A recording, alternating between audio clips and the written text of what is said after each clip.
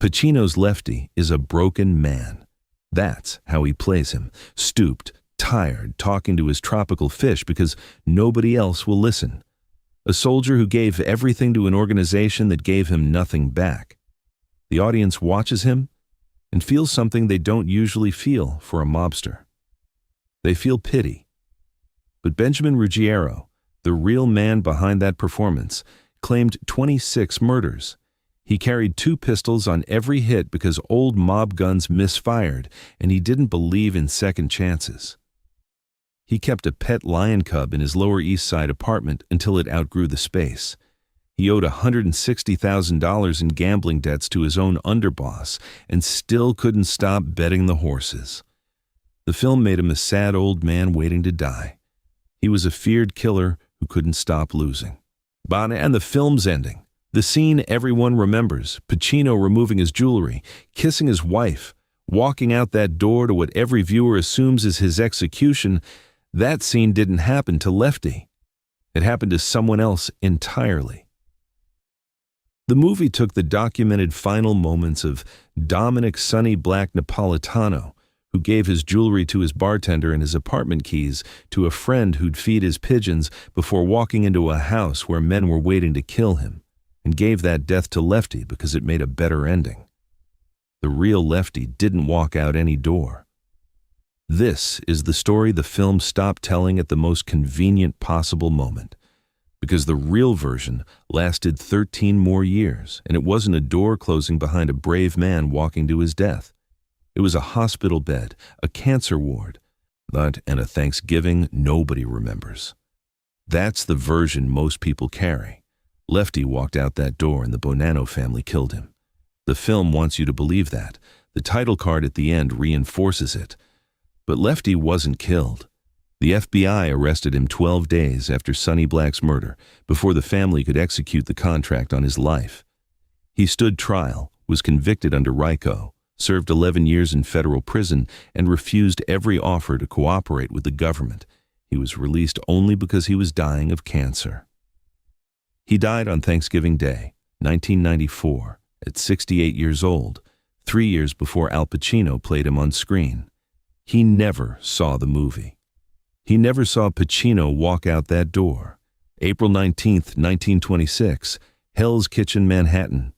Benjamino Ruggiero was born to Fiore, Dace, a truck driver, and Frances, a housewife, in the kind of neighborhood where the line between legitimate work and the other kind was drawn in chalk and washed away every time it rained. The family, Lefty, his brother Dominic, his sister Angelina, and an estranged brother who later changed his surname to distance himself from the name, moved to Knickerbocker Village on the Lower East Side when Lefty was still young. 10 Monroe Street, 7th floor. He'd live in that building for decades, in the same massive brick housing complex where his future associate Anthony Mira kept an apartment a couple of floors below. The complex sat on the border of Little Italy and Chinatown, and for a young man with limited education and unlimited proximity to the Bonanno family's lower Manhattan territory, the trajectory was set before he was old enough to understand where it led.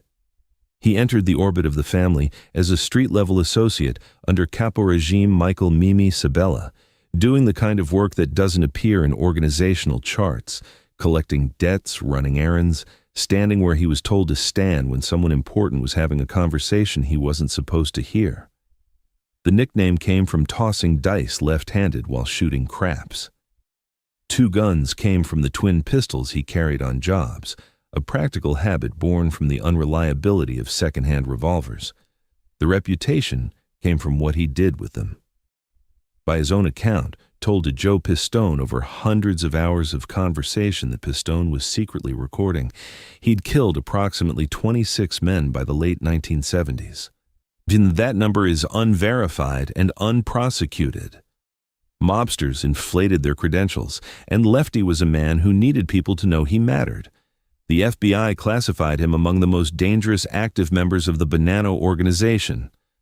But the paradox that defined his entire existence was already in place, feared on the street, invisible in the hierarchy.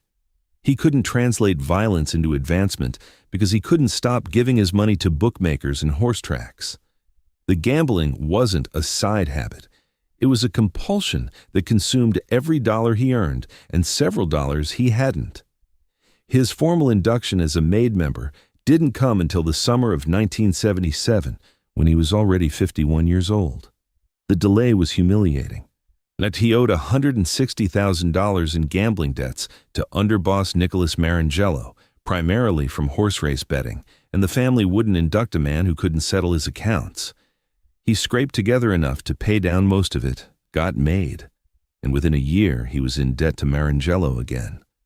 The family eventually arranged to divert revenues from Lefty's criminal operations directly to the underboss, an arrangement that made him functionally a soldier working off a permanent tab he'd never clear.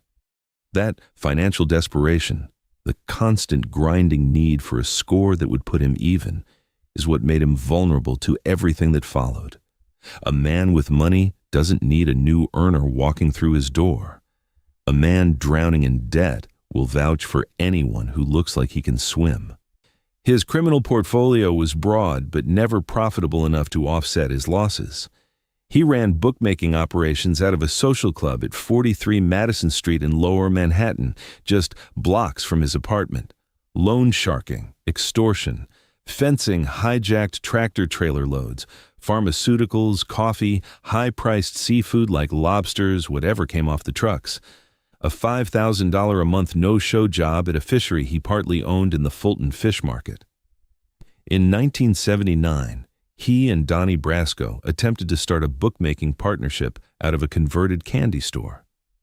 Lefty was kicked out of his own partnership because he couldn't produce the required $25,000 in initial investment, a staggering humiliation for a MAID man. Even in the business of making money illegally, he couldn't scrape together the entrance fee. 6 feet tall, lean, with a narrow face and intense eyes, and a voice wrecked by decades of chain-smoking English ovals, he was the picture of a man the life had used up but not finished with. He hated air conditioning with an intensity that bordered on the pathological. In Florida's punishing summer heat, he'd seal the car windows shut while chain-smoking, refusing to let Pistone crack a window or touch the climate controls. Pistone later said flatly, "I would hate to be locked up with Lefty." He kept several tanks of tropical fish, saltwater and freshwater, in his Knickerbocker Village apartment. A German shepherd named Ramo lived at the social club. He briefly owned a pet lion cub that he gave away when it outgrew his apartment, though accounts differ on how reluctantly. But he was a skilled cook who fed Pistone dinner at his home several times a week. These details aren't humanizing flourishes added for warmth. They're the interior of a man the film compressed into a single emotional note. Pacino played the melancholy. The real Lefty was sadder than Pacino knew, because the sadness lived inside a man who was also dangerous, also compulsive, also capable of extraordinary violence, and none of those things saved him from being perpetually broke and perpetually overlooked. His family life was fractured in ways the film only hints at. He left his first wife in the late 1950s. She never took his surname and continued living in the same Knickerbocker Village building, which meant Lefty ran into her in the elevator for decades. They had 3 daughters and 1 son, Thomas Spano, 2 who took his mother's surname. Tommy became a heroin addict and entered rehabilitation in 1979. 2 of Lefty's daughters married men connected to organized crime. 1 son-in-law, known as Marco, was discovered cheating the Bonanno family, and Lefty, according to Pistone's account, was ordered to handle the problem himself. Marco disappeared. His body was never recovered. What that did to Lefty's relationship with his daughter, or whether it did anything at all, because these were men who compartmentalized violence the way other men compartmentalize a bad day at work, is not recorded anywhere. In September of 1977, Lefty married his second wife, Louise, in a small ceremony at New York City Hall. His best man was a jewel thief named Donnie Brasco. That ceremony, which should have been unremarkable, would become one of the most grotesque details in the history of undercover law enforcement. an FBI agent standing at the altar beside a man he was building a federal case against, smiling for photographs that would later be entered into evidence. Lefty's best man at his second wedding was an FBI agent, and he'd spend the next 4 years treating that agent like the son his real son couldn't be. The operation that would dismantle everything Lefty had began in September of 1976. FBI Special Agent Joseph D. Pistone assumed the identity of Donnie Brasco, a jewel thief and fencer with no mob connections. The operation was codenamed Sun Apple, Sun for the Miami side, Apple for New York, and was initially planned for 6 months. It would run for nearly 6 years. Pistone's first serious Bonanno contact wasn't Lefty, but Anthony Mira, the volatile soldier from Knickerbocker Village. Mira introduced Pistone to Ruggiero in late 1977.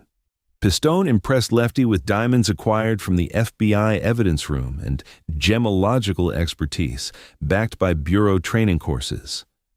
When Mira caught a drug trafficking indictment and went to federal prison for 8.5 years, the relationship shifted entirely to Ruggiero. Lefty latched on with a desperation that went far beyond criminal business. He was a low-ranking soldier hungry for advancement, chronically in debt, and he saw in Brasco a potential earner who could finally elevate his standing within the family. Pistone understood the dynamic with clinical precision. Once Lefty trusted him and began talking openly about family business, it became clear that Lefty believed Donnie had the ability to make serious money for both of them. But something else happened, something the FBI's operational planning hadn't anticipated and couldn't control. Lefty's real son, Tommy, was a heroin addict spiraling toward death. When Tommy nearly died of an overdose, Donnie was the only person who showed up to comfort Lefty. He became close with all of Lefty's children, who brought their problems to him instead of their father. He stepped into the void that Tommy's addiction had hollowed out, and Lefty allowed it, needed it even, because the alternative was admitting that the son he'd raised had become something he couldn't fix. Pistone later reflected that Lefty was the ultimate wise guy, a man whose entire identity was consumed by being a member. The person who'd killed for the organization, bled for it, gone broke serving it, had found the one relationship that felt like genuine connection, and it was constructed from FBI funding, a fake identity, and a wire. In Florida, the operation expanded. Pistone helped establish the King's Court Bottle Club in Holiday, Florida, a community north of Tampa, as an undercover front where gangsters could gamble, sell stolen property, and conduct narcotics business. Another FBI agent, Edgar Robb, operating under the alias Tony Rossi, ran the club, which was fully wired with hidden cameras and audio equipment, transmitting live to an FBI-rented apartment across the highway. A recorded visit from Lefty on March 26, 1980, captured him declaring his credentials.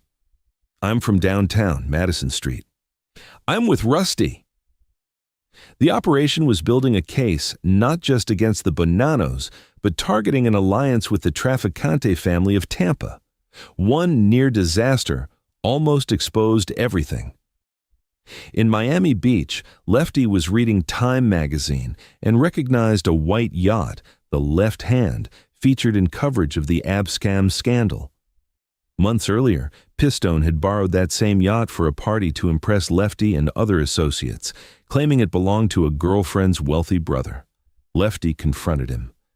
"Tell me about this boat. How did we get on this boat?" Pistone talked his way through it, but the margin was razor thin. The operation also spanned years of internal warfare within the Bonanno family. After boss Carmine Galante's assassination on July 12, 1979, Philip Rusty Rastelli seized control from prison, and 3 rebel capos, Alphonse Sonny Red Indelicato, Philip Giaccone, and Dominic Trinchera, resisted. Lefty transferred from Sabella's crew to the crew of Dominic Sonny Black Napolitano, a rising captain loyal to Rastelli. On May 5, 1981, the 3 rebel capos were lured to a meeting and executed in a coordinated ambush. Lefty served as a lookout and was sent in afterward to help clean up the aftermath and dispose of the bodies. The tension between Lefty and Sonny Black over ownership of Donnie became a recurring source of conflict. In mafia culture, the man who vouches for an associate effectively owns him, and Lefty felt that claim being stripped away as Sonny Black declared to Pistone directly, "That's it, you belong to me now." Even in the one relationship that mattered most to him, the surrogate son, to the potential earner, the man he'd vouched for with his life, Lefty was being outranked by a captain who had the authority to take what Lefty had found. Before I get to how this all came apart, and when it came apart in a way the film barely touched. I'd be curious what you think. After 4 years of daily contact, after being best man at the wedding, after stepping in as the son Lefty's real son couldn't be, did Pistone owe Lefty anything? Not legally, personally. After 4 years of sitting at a man's dinner table while your tape recorder ran in your pocket, let me know. By mid-1981, the operation was shutting down. Pistone had been instructed to kill Anthony Bruno in Delicato, Sonny Red's surviving son, as a prerequisite for being proposed as a made member of the Bonanno family. The FBI refused to sanction a staged murder, and the Bureau ordered the operation terminated. On July 26, 1981, Pistone left the King's Court for the last time. He flew to Milwaukee to testify against crime boss Frank Balistrieri. He never saw Lefty or Sonny Black again. The FBI chose Agent Doug Fenkel to deliver the devastating news. Fenkel went first to Sonny Black's apartment above the Motion Lounge at 420 Graham Avenue in Williamsburg, Brooklyn. He showed Napolitano photographs of Pistone posing with his badge and fellow agents. According to Fenkel's account, Sonny Black never blinked an eye and showed no visible emotion. He asked Fenkel to wait a moment. Then he said quietly, "You know that I can't do that," meaning cooperate. The Fenkel replied, "I understand." When Fenkel found Lefty alone in his social club and delivered the same news with the same photographs, the reaction was its opposite. Lefty screamed. He stormed out of the club into the street, leaving Fenkel standing alone inside a room full of tropical fish tanks. Even after hearing the truth from a federal agent holding proof, Lefty couldn't absorb it. He told his lawyer, "He'll never go against us." The denial lasted weeks. The Bonanno leadership didn't wait for denial to clear. Contracts were placed on all 3 men who'd brought Brasco into the family. Sonny Black was first, August 17, 1981.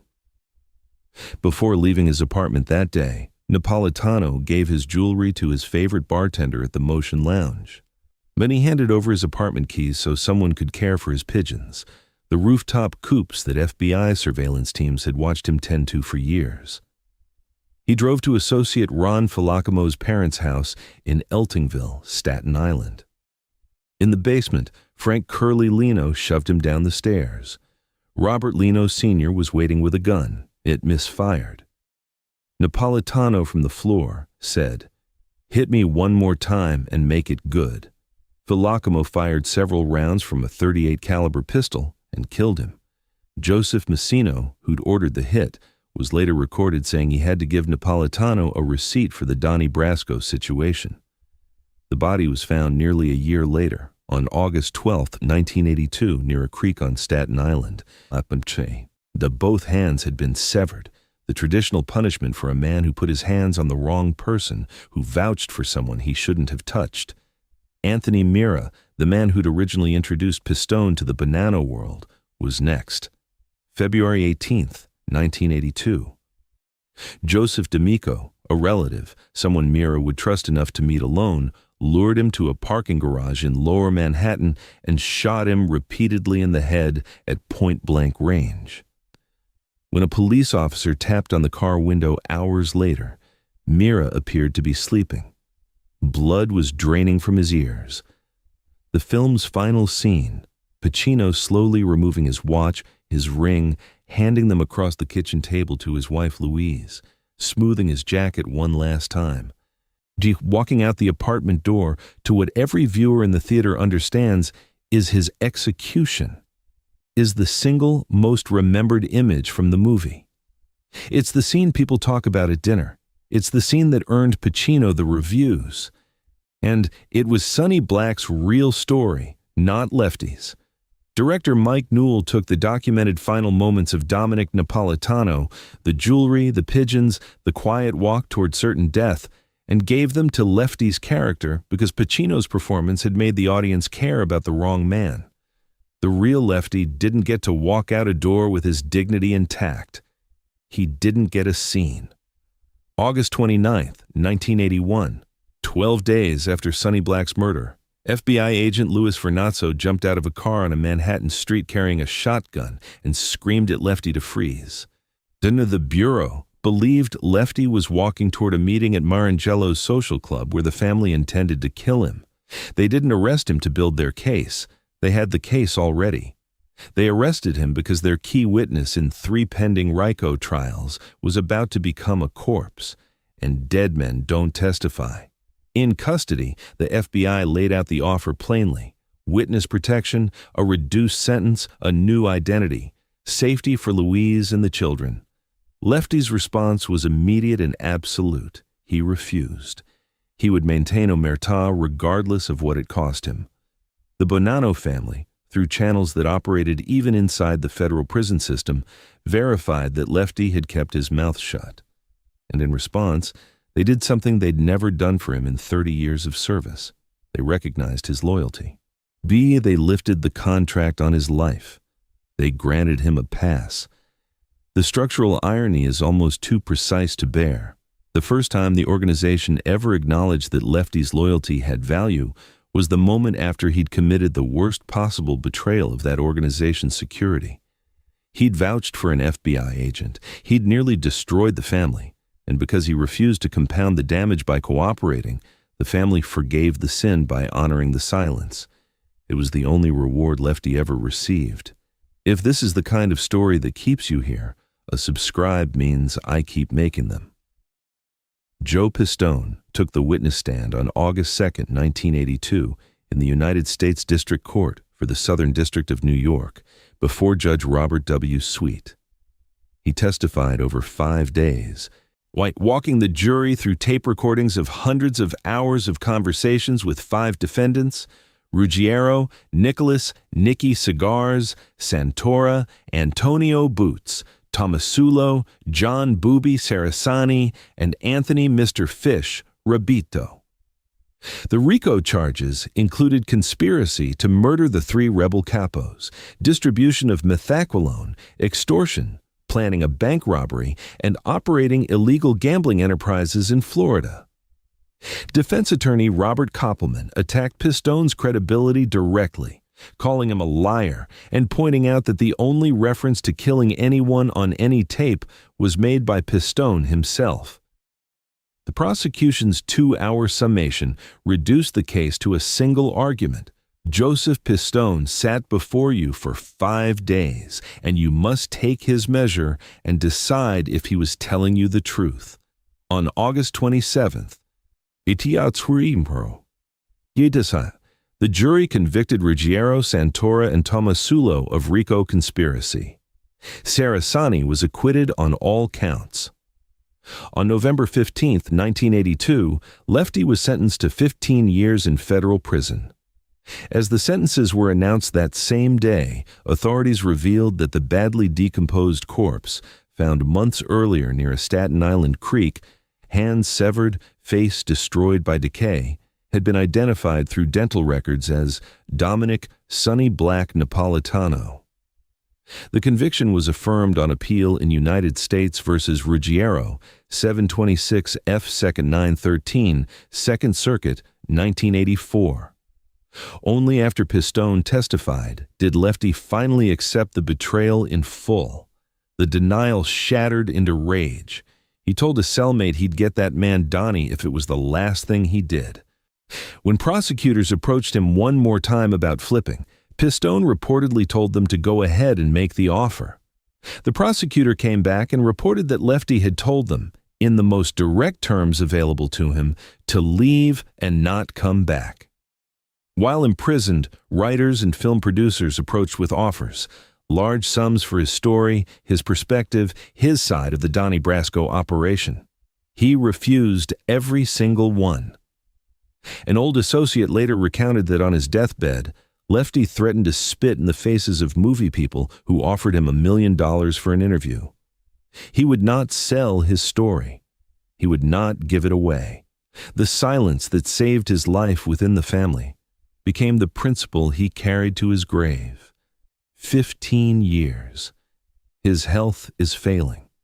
An organization that never promoted him past soldier, they skimmed his earnings to cover his gambling debts, that treated him as a permanent subordinate for 30 years. And he still wouldn't break. I'd be curious, do you see that as loyalty or as the only identity he had left? Because I think the answer to that question is what the whole story is actually about. Lefty served 11 years in federal prison. In that span, every single person who participated in the killings that followed the Brasco revelation eventually became a government cooperator. Everyone. Frank Curly Lino, who shoved Sonny Black down those basement stairs, flipped. Frank Coppa flipped. Richard Cantarella flipped. Joseph D'Amico, the man who shot his own relative Anthony Mira in that parking garage, flipped. And Joseph Pacino, the boss who ordered the murders of both Napolitano and Mira, rose to become the most powerful Bonanno leader in a generation before turning state's evidence in 2004 to avoid a potential death sentence. He became the first sitting head of a New York Five Families organization to cooperate with the federal government. The hitmen broke their oath. The captains broke their oath. The boss broke his oath. The only man in the entire Donnie Brasco story who maintained omerta from the day of his arrest to the day he stopped breathing was the man every one of them blamed for the catastrophe. The cancer came in prison, the way consequences always came for Lefty, slowly, inevitably, and without any possibility of negotiation. Lung cancer first, then testicular cancer. The harvest of decades spent chain-smoking English ovals in sealed rooms where he wouldn't allow a window to be opened, what in cars with the air conditioning off and the windows up, in social clubs where the smoke hung in layers thick enough to cut. His body had been absorbing the punishment for years. It simply waited until there was nothing left to do but collect. His former cellmate at what appears to have been the Federal Correctional Institution in Springfield, Missouri, a man named Steve St. John, who later spoke on the Gangland Wire podcast, offered one of the only accounts of Lefty in prison that doesn't come filtered through Joe Pistone's perspective. St. John recalled making Lefty a birthday cake. Lefty's response, "Well, what else you got for me?" Quintessential Lefty, always wanting more, never satisfied with what he had, still expecting the next thing, even when the next thing was clearly nothing. St. John's account is thin, bar a handful of anecdotes, but it's almost all that survives of 11 years behind bars. The prison years are a near-complete void in the record. What Lefty thought about during those years, how he processed the betrayal, whether the rage eventually settled into something quieter, none of that was documented by anyone who was there. He was released in April of 1993, granted early parole on account of his terminal condition. The Bureau of Prisons doesn't keep dying men to make a point. Parole conditions prohibited all contact with convicted felons or known organized crime figures, which, for a man who'd spent his entire adult life surrounded exclusively by convicted felons and organized crime figures, meant that release was its own form of solitary confinement. He returned to New York, and to a city that had moved on without him. The neighborhoods had changed. Knickerbocker Village was still there, still brick, still standing on Monroe Street, but the world around it had shifted. He lived quietly. What he did during those final 18 months, where he went, who visited, whether Louise was still with him, what he thought about lying in bed while the city that had shaped him continued without noticing he was gone, is a near total blank in the historical record. Nobody documented it. Nobody thought the dying months of a low-ranking Bonanno soldier were worth recording. The man who claimed 26 murders, who carried 2 guns on every job, who kept a lion cub in his apartment and tropical fish in his living room and a German shepherd at his social club, who stood beside an FBI agent at City Hall and called him family. That man spent his final months anonymous and fading, and the historical record has nothing to say about it. November 24th, 1994, Thanksgiving Day. Benjamin Lefty Guns Ruggiero died of cancer at 68 years old. 3 years later, Al Pacino would walk through a door on a movie screen, and audiences around the world would believe they were watching a man go to his death with quiet courage. Lefty never saw the performance. He never saw Pacino play him as gentle when he'd been violent, as passive when he'd been desperate, as walking bravely to his execution when he'd actually been tackled by an FBI agent with a shotgun on a Manhattan sidewalk. The film that would define how the world understood his name told a story about a death that never happened, ending on a scene that belonged to a different man, released 3 years after the real Lefty died in a way that nobody wanted to film. Pistone has spoken about Lefty over the years with a mixture of professional detachment and something he doesn't quite name, something that lives in the pauses between his sentences when the questions get personal. In a 2008 interview, he said that Lefty spent 15 years in jail and never said a word, that they only released him because he was dying, that he could have become an informant and received a lighter sentence, but never did. And then Pistone said simply, "I respect that." That sentence sits heavier than it sounds, but it came from the man who destroyed Lefty's life while eating dinner at his table. In another conversation, Pistone acknowledged what the operation had cost him as a human being. You can't be in an operation, know people, see them 7 days a week, 365 days a year, and not have some kind of friendship with them, he said. But you have to know what that friendship is. Pistone knew. Lefty didn't. And the difference between those two positions is the difference between going home to a new identity and the FBI's gratitude and going to prison for 15 years and dying of cancer alone. The Donnie Brasco infiltration produced over 200 indictments and more than 100 convictions across multiple trials, including the landmark Mafia Commission trial of 1985. Now, it led directly to the Bonanno family's expulsion from the commission, the first of the 5 families to lose their seat, a banishment that lasted roughly a decade until Joseph Pacino rebuilt the family's standing with support from Gambino boss John Gotti. The operation fundamentally changed how the FBI approached organized crime infiltration and became the standard by which every subsequent long-term undercover operation was measured. And the $500,000 open contract on Pistone's life has never been rescinded. He lives under a name that isn't his and carries a weapon everywhere he goes. The man who was closer to Lefty than Lefty's own blood, closer than his heroin-addicted son, closer than the daughters who brought their problems to Donnie instead of their father, closer than anyone in the family that was supposed to be his real family, can never use his real name in public again. Pistone paid a price, too. A different kind of price, but he got to choose his.